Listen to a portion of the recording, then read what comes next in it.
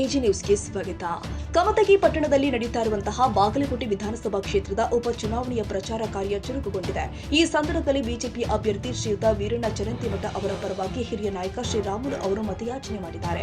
ಪ್ರಚಾರ ಸಭೆಯಲ್ಲಿ ಮಾತನಾಡಿದ ಶ್ರೀರಾಮುಲು ರಾಜ್ಯ ಮತ್ತು ಕೇಂದ್ರ ಸರ್ಕಾರದ ಅಭಿವೃದ್ಧಿ ಕಾರ್ಯಗಳನ್ನು ಜನರಿಗೆ ವಿವರಿಸಿ ಬಿಜೆಪಿ ಅಭ್ಯರ್ಥಿಗೆ ಮತ ನೀಡಿ ಗೆಲ್ಲಿಸುವಂತೆ ಮನವಿ ಮಾಡಿದರು. ಗ್ರಾಮೀಣ ಅಭಿವೃದ್ಧಿ ಮೂಲಸೌಕರ್ಯ ಸುಧಾರಣೆ ಹಾಗೂ ಜನಪರ ಯೋಜನೆಗಳ ಕುರಿತು ಅವರು ಪ್ರಸ್ತಾಪಿಸಿದರು. ಯಾಕಂದ್ರೆ ಇವತ್ತು ಭಾರತೀಯ ಜನತಾ ಪಾರ್ಟಿ ಅಭ್ಯರ್ಥಿಯಾದಂತಹ ಸನ್ಮಾನ್ಯ ಚರಂತಿ ಮಟ್ಟವರ ಪರವಾಗಿ ಪ್ರಚಾರಕ್ಕೋಸ್ಕರವಾಗಿ ಎಲ್ಲಾ ಕಡೆಗಳು ಹೋಗ್ತಾ ಇದೀವಿ. ಇವತ್ತು ಹೋಗುವಂತ ಸಂದರ್ಭದಲ್ಲಿ ಅನೇಕರು ಕೂಡ ಈ ಬಾರಿ ಭಾರತೀಯ ಜನತಾ ಪಾರ್ಟಿ ಅಭ್ಯರ್ಥಿಯಾದಂತಹ ಚರಂತಿ ಮಟ್ಟವ್ರನ್ನ ಗೆಲ್ಲಿಸ್ತೀವಿ ಅನ್ನೋ ವಿಶ್ವಾಸವನ್ನು ಯಾಕಂದ್ರೆ 2023ರಲ್ಲಿ ಇದೇ ರೀತಿ ಚುನಾವಣೆಗಳು ನಡೆದಿತ್ತು. 2023ರಲ್ಲಿ ನಡೆದಂತಹ ಚುನಾವಣೆಯಲ್ಲಿ ಬೇರೆ ಬೇರೆ ಕಾರಣಗಳಿಂದ ಚರಂತಿ ಮಠವರು ಸೋತೋದ್ರು. ನಮ್ಮ ಹಿರಿಯಾದಂತಹ ಪೂಜಾರಣ್ಣನವರು ಹೇಳಿದ್ರು, ರಾಮ್ಲವರೇ ಈ ಚುನಾವಣೆ ಏನು ನಡೀತಾ ಇದೆ ಆಕಸ್ಮಿಕವಾಗಿ ಏನು ಎಂ.ಐ. ಮೇಟಿಯವರು ಏನು ಡೆತ್ ಆಗಿದ್ದಾರೋ ಅವ್ರು ತೀರ್ಕೊಂಡೋಗಿದ್ದಾರೋ ಅದರ ನಿಮಿತ್ತವಾಗಿ ಚುನಾವಣೆಗಳು ನಡೀತಾ ಇದ್ದಾವ. ಆದ್ರೆ ಈ ಚುನಾವಣೆ ಕೇವಲ 5 ವರ್ಷಕ್ಕೋಸ್ಕರವಾಗಿ ಚುನಾವಣೆ ನಡೀತಾ ಇದಾವೇನು, ಕೇವಲ 2.5 ವರ್ಷಕ್ಕೆ ಮಾತ್ರ ಚುನಾವಣೆಗಳು ನಡೀತಾ ಇದಾವ. ಅದಕ್ಕೋಸ್ಕರವಾಗಿ 2023ರಲ್ಲಿ ನಡೆದಂತ ತಪ್ಪು 2025ರಲ್ಲಿ ನಡೆಯಬಾರದು. ಈ ಬಾರಿ ಭಾರತೀಯ ಜನತಾ ಪಾರ್ಟಿ ಇವತ್ತು ಬಾಗಲಕೋಟೆಯಿಂದ ಅಂತ್ಯ ಮಾಡಂತ ಕೆಲಸ ತಾವೆಲ್ಲರೂ ಕೂಡ ಮಾಡಬೇಕು ಅಂತ ಹೇಳಿ ವಿನಂತಿಯನ್ನು ಮಾಡ್ತೀನಿ ನಾನು. ಯಾಕಂದ್ರೆ ಇವತ್ತು ಸನ್ಮಾನ್ಯ ಮುಖ್ಯಮಂತ್ರಿಗಳಾದಂತ ಸನ್ಮಾನ್ಯ ನಮ್ಮ ಸಿದ್ದರಾಮಯ್ಯನವರು ಸೋಮವಾರ ಇಲ್ಲಿ ಪ್ರಚಾರಕ್ಕೋಸ್ಕರವಾಗಿ ಆಗಮಿಸುತ್ತಿದ್ದಾರೆ. ನಾನು ಸನ್ಮಾನ್ಯ ಸಿದ್ದರಾಮಯ್ಯರನ್ನ ಪೂಜಾರ ಸಾಹೇಬರು ಏನು ಹೇಳಿದ್ರು ಅದಕ್ಕೆ ಬೆಂಬಲವನ್ನು ಸೂಚನೆ ಮಾಡೋದ್ರ ಜೊತೆಲಿ ಇವತ್ತು ಸನ್ಮಾನ್ಯ ಸಿದ್ದರಾಮಯ್ಯನವರೇ ತಾವು ಹೈಕಮಾಂಡ್ ಅನ್ನು ಮೆಚ್ಚಿಸುವಂತಹ ವಿಚಾರದಲ್ಲಿ ಬಹಳಷ್ಟು ಬಿಜಿಯಾಗಿದ್ರಿ. ಇಲ್ಲ ಅನ್ನೋಕೆ ಹೋಗಲ್ಲ. ಎದಕ್ಕೋಸ್ಕರವಾಗಿ ಬಿಜಿಯಾಗಿದ್ರದನ್ನ ದಿನನಿತ್ಯ ಡೆಲ್ಲಿಗೆ ಹೋಗ್ತೀರಿ, ಡೆಲ್ಲಿಂದ ವಾಪಸ್ ಬರ್ತೀರಿ. ವಾಪಸ್ ಬಂದ ನಂತರ ಈ ರಾಜ್ಯದ ಅಭಿವೃದ್ಧಿ ಡೆವಲಪ್ಮೆಂಟ್ ಬಗ್ಗೆ ಯಾರು ಕಾಳಜಿ ಇಲ್ಲಾರ್ದಂತೆ ನಿಮ್ಮಿಬ್ಬರು ಜಗಳ ಮಾಡ್ತಾ ಇರುವಂತದ್ದು ನಾನು ಮುಖ್ಯಮಂತ್ರಿ ಆಗಬೇಕು ಅಂತೇಳಿ. ಇವತ್ತು 2.5 ವರ್ಷಗಳಲ್ಲಿ ತಾವು ಆದಂತ ಅಭಿವೃದ್ಧಿ ಕೆಲಸಗಳು ಏನನ್ನಂತದ್ದು ಕೂಡ ತಾವು ಗಮನದಲ್ಲಿ ಇಟ್ಕೋಬೇಕು. ಬಹುಶಃ ನಮ್ಮ ಯುವಕರೆಲ್ಲರೂ ಕೂಡ ಗೋಷ್ಠಿಗಳನ್ನು ಕೂಗ್ತಾ ಇದ್ರು. ಸನ್ಮಾನ್ಯ ಚರಂತಿ ಮಟ್ಟವರು 2018-23 ತನಕ ಕೂಡ ಏನು MLA ಆಗಿದ್ರು ಸುಮಾರಾಗಿ ಕಮತಿ ಪಟ್ಟಣಕ್ಕೆ 100 ಕೋಟಿ ರೂಪಾಯಿ ಅನುದಾನವನ್ನು ತಂದು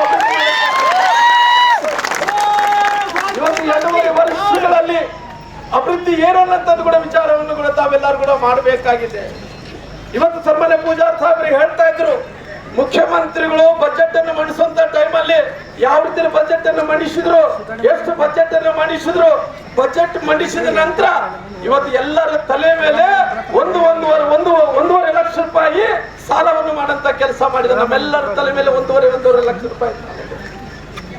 ಆದ್ರೆ 1.5 ಲಕ್ಷ ಇವತ್ತು ಸಾಲ ಏನಿದೆನೋ ಇವತ್ತು ನಾವು ಮುಂದಿನ ದಿನಗಳಲ್ಲಿ ನಾವೆಲ್ಲರೂ ಜವಾಬ್ದಾರಿಯನ್ನಾಗ್ತೀವಿ. ನಾವೆಲ್ಲರೂ ಜವಾಬ್ದಾರಿಯಿಂದ ಆ ಸಾಲವನ್ನು ಒತ್ಕೋಬೇಕಾಗುತ್ತೆ. ಯಾಕಂದ್ರೆ ಸನ್ಮಾನ್ಯ ಮುಖ್ಯಮಂತ್ರಿಗಳು 2.5 ವರ್ಷಗಳಲ್ಲಿ ಇವತ್ತು ದಿನನಿತ್ಯ ಕೂಡ ನಮಗೆ ಯಾವುದೇ ಅಭಿವೃದ್ಧಿ ಕೆಲಸಗಳು ಇಲ್ಲಾರ್ದಂತೆ ಈ ಭಾಗದಲ್ಲಿ ನೀರಾವರಿ ಯೋಜನೆಗಳಿಗೆ ಇವತ್ತು ಯಾವುದೇ ಅನುದಾನವನ್ನು ಕೊಟ್ಟಿಲ್ಲ. ಮೂಲಭೂತ ಸೌಕರ್ಯಗಳಿಗೆ ಯಾವುದೇ ಅನುದಾನವನ್ನು ಕೊಟ್ಟಿಲ್ಲ. ರಸ್ತೆಗಳಿಗೆ ಕೊಟ್ಟಿಲ್ಲ. ಯಾವುದೇ ರೀತಿಯಲ್ಲಿ ಅಭಿವೃದ್ಧಿ ಇಲ್ಲಾರ್ದಂತೆ 2.5 ವರ್ಷಗಳ ಕಾಲ ನೀವು ನೋಡಿದ್ರಿ. ಅದಕ್ಕೋಸ್ಕರವಾಗಿ ನಾನು ಸನ್ಮಾನ್ಯ ಸ್ಪೀಕರ್ ಆದಂತ UT ಖಾದರ್ ಅವ್ರನ್ನ ನಾನು ಮೊನ್ನೆ ನಾನು ನೋಡ್ತಾ ಇದ್ದೆ. UT ಖಾದರ್ ವಿಧಾನಸಭೆ ಎಲ್ಲ ಕೂಡ ರಿಪೇರಿ ಮಾಡಿಸ್ತಾ ಇದಾರ. ಯಾವ ರೀತಿಯಲ್ಲಿ ರಿಪೇರಿ ಮಾಡ್ತಾರೆ, ಲೈಟ್ ಹಾಕ್ತಾ ಇದಾರ, ಕಾರ್ಪೆಟ್ ಹಾಕ್ತಾ ಇದಾರ, ಅವು ಬಾಗಿಲುಗಳು ರಿಪೇರಿ ಮಾಡ್ತಾ ಇದಾರೆ, ಸಾಕಷ್ಟು ರೊಕ್ಕ ಖರ್ಚು ಮಾಡ್ತಾ ಇದಾರ. ಸನ್ಮಾನ್ಯ ಸ್ಪೀಕರ್ ಅಂತ UT ಖಾದರ್ ಅವರೇ, ನೀವು ವಿಧಾನಸಭೆಯನ್ನು ರಿಪೇರಿ ಮಾಡಿದ್ರೆ ಪರವಾಗಿಲ್ಲ, CM ಕುರ್ಚಿಯನ್ನು ರಿಪೇರಿ ಮಾಡಿ. ಯಾಕಂದ್ರೆ ಎಳೆದಾಡಿ ಇಬ್ಬರು ಒಂದು ಕಡೆ ಶಿವಕುಮಾರ್ ಎಳೆದಾಡಿ, ಒಂದು ಕಡೆ ಸಿದ್ದರಾಮಯ್ಯ ಕಡೆ ಆ CM ಕುರ್ಚಿ ಬಹಳಷ್ಟು ಲೂಸ್ ಆಗ್ಬಿಟ್ಟಿದೆ. ಅದು ಮುರಿಯಂತ ಸ್ಥಿತಿಯಲ್ಲಿದೆ. ಅದನ್ನ ರಿಪೇರಿ ಮಾಡಂತ ತಾವೆಲ್ಲರೂ ಪ್ರಯತ್ನವನ್ನು ಕೂಡ ಮಾಡಬೇಕಾಗುತ್ತೆ. ಅದಕ್ಕೋಸ್ಕರವಾಗಿ ನೀವೆಲ್ಲರೂ ನೋಡಿದಂತೆ ರಾಜ್ಯದಲ್ಲಿ ಇದ್ದಂತಹ ಬಹಳಷ್ಟು ಭ್ರಷ್ಟಾಚಾರಗಳಂದ್ರೆ ಇವತ್ತು ಈ ರಾಜ್ಯದಲ್ಲಿ ಇವತ್ತು ಕಾನೂನು ಸುವ್ಯವಸ್ಥೆ ಸಂಪೂರ್ಣವಾಗಿ ಹದಗೆಟ್ಟಿಗೆ ಹೋಗ್ಬಿಟ್ಟಿದೆ. ಇವತ್ತು ತಾವೆಲ್ಲರೂ ಕೂಡ ನೋಡ್ತಾ ಇರ್ಬೋದು. 2.5 ವರ್ಷಗಳಲ್ಲಿ ಇವತ್ತು ಪರಿಶಿಷ್ಟ ಜಾತಿ ಪರಿಶಿಷ್ಟ ಪಂಗಡಗಳ ವಿಚಾರ ಬಂದಂತ ಟೈಮಲ್ಲಿ ನಾವು ಮೀಸಲಾತಿಯನ್ನು ಜಾಸ್ತಿ ಮಾಡಿದ್ವಿ, ಈ ಸರ್ಕಾರ ಬಂದು ಮೀಸಲಾತಿಯನ್ನು ಕಡಿಮೆ ಮಾಡಿತ್ತು. ಇವತ್ತು ಸಂಪೂರ್ಣವಾಗಿ ಮಹರ್ಷಿ ವಾಲ್ಮೀಕಿ ಅಭಿವೃದ್ಧಿ ನಿಗಮದಲ್ಲಿ 187 ಕೋಟಿ ರೂಪಾಯಿ ಭ್ರಷ್ಟಾಚಾರ ಮಾಡಿದ್ರು.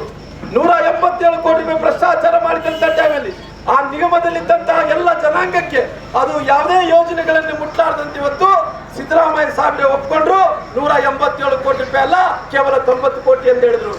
ಆದ್ರೆ 90 ಕೋಟಿ ಆಗಿದ್ರೆ ಕೂಡ ಇವತ್ತದು ಜನರ ಹಣ. ಇವತ್ತು ನೀವು ಜನರ ಹಣದಿಂದೇನೆ ಭ್ರಷ್ಟಾಚಾರ ಮಾಡಿ ನಿಮ್ಮ ಶಾಸಕರು ನಿಮ್ಮ ಮಂತ್ರಿಗಳು ಜೈಲಿಗೆ ಹೋದ್ರು. ಇವತ್ತು ಸಚಿವ ಸ್ಥಾನಕ್ಕೆ ರಾಜೀನಾಮೆಯನ್ನು ಕೊಟ್ಟು ಇಲ್ಲಿ ತನಕಾಗಿ 90 ಕೋಟಿ ರೂಪಾಯಿ ಅನುದಾನವನ್ನು ಪುನಃ ವಾಪಸ್ ಕಟ್ಟಿಲ್ಲ ಅಂತ ಕೂಡ ತಾವು ಗಮನದಲ್ಲಿ ಇಟ್ಕೋಬೇಕಾಗುತ್ತೆ.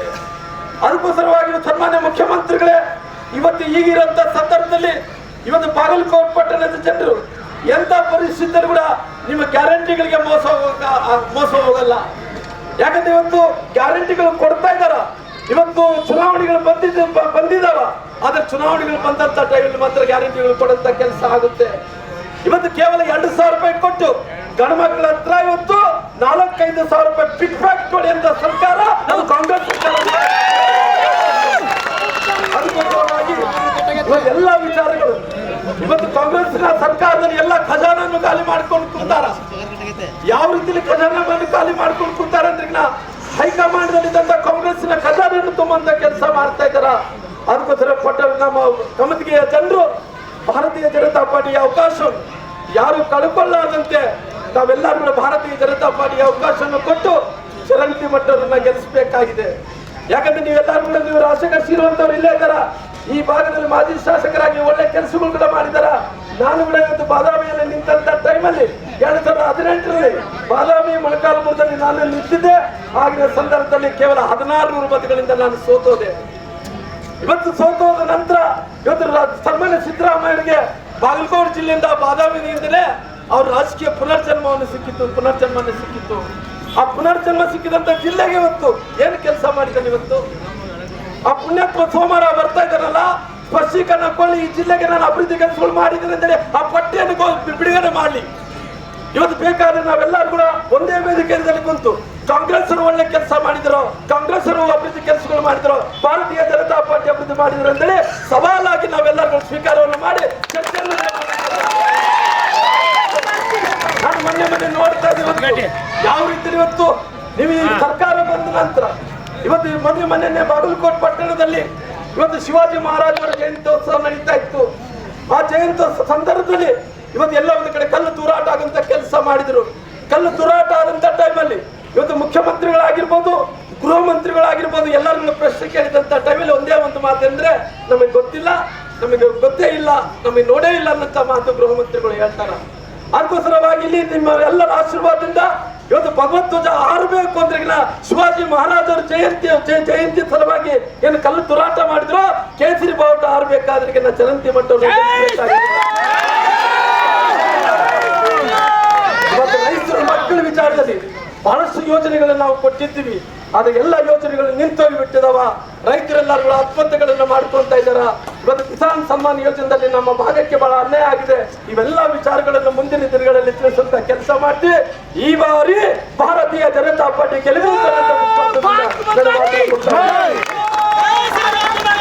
ಈ ಕಾರ್ಯಕ್ರಮದಲ್ಲಿ ಹೆಚ್ಚಿನ ಸಂಖ್ಯೆಯಲ್ಲಿ ಬಿಜೆಪಿ ಕಾರ್ಯಕರ್ತರು, ಮುಖಂಡರು ಹಾಗೂ ಸ್ಥಳೀಯ ನಾಗರಿಕರು ಭಾಗವಹಿಸಿ ಅಭ್ಯರ್ಥಿಗೆ ಬೆಂಬಲ ಸೂಚಿಸಿದ್ದಾರೆ. ಪ್ರಚಾರದ ವೇಳೆ ಕಾರ್ಯಕರ್ತರ ಉತ್ಸಾಹ ಗಮನಾರ್ಹವಾಗಿತ್ತು. Vijay Kumar Begginamane, AG news.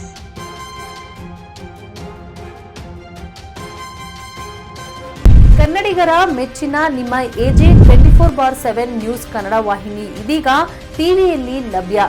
ವೇಳೆ ನೋಟಿಸ್ ಕೊಟ್ಟಿದ್ರೆ ವಾಪಸ್ ತಗೋತೀವಿ. ಇವತ್ತು ವಕ್ಫ್ ಪ್ರಾಪರ್ಟಿ ಅಂತೇಳಿ ಬರ್ತದೆ ಅಂತ ಹೇಳಿದ್ರೆ ರೈತರು ಬೀದಿಗೆ ಬಂದ್ರೆ ಏನ್ ಮಾಡ್ಬೇಕಾಗತ್ತೆ? ಯಾರು ವೋಟ್ ಹಾಕಿಲ್ಲ ಅಂದ್ರೆ ಗ್ಯಾರಂಟಿನೆಲ್ಲ ಸ್ಟಾಪ್ ಮಾಡ್ಬಿಡ್ತೀವಿ.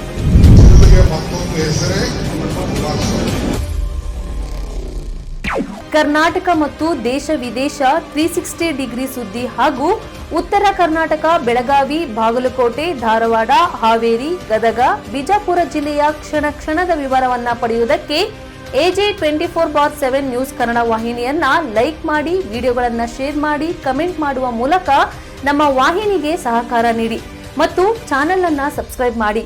ಧನ್ಯವಾದಗಳು.